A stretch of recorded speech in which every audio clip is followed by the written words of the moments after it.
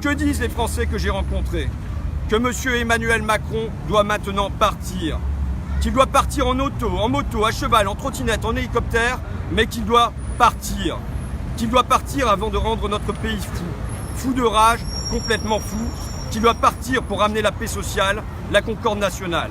C'est pour ça que je pense, qu'il faut mettre en œuvre la proportionnelle et qu'il faut dissoudre l'Assemblée nationale pour qu'il y ait de nouvelles élections à la proportionnelle, pour que chaque Français ait le sentiment... Vous dites clairement dissoudre. Vous demandez de la dissolution de l'Assemblée nationale? Je ne vois pas, au niveau où nous sommes, de la gravité de cette crise politique, comment sortir par le haut, à part en retournant aux urnes.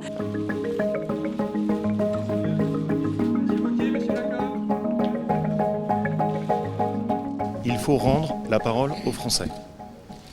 Et pour cela, il faut organiser un référendum qui permette de trancher définitivement ces questions, dans lequel le président de la République permette enfin aux Français de s'exprimer et de sortir de cette impasse.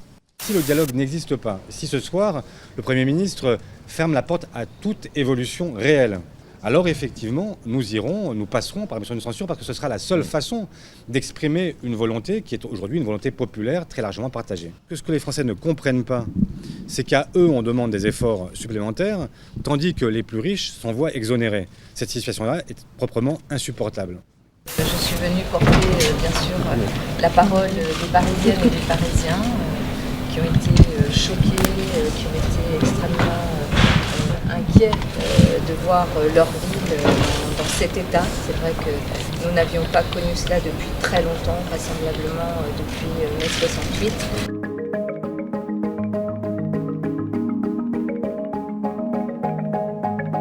Il ne faut pas inverser les rôles dans cette affaire, c'est une affaire qui est très grave. Les violences qui ont été commises contre les policiers, contre nos institutions, étaient des violences qui visaient à porter atteinte à la République en réalité. Alors même que les gens avaient la possibilité de se rendre sur les Champs-Élysées dans un dispositif qui était encadré, qui avait été conçu pour ce faire.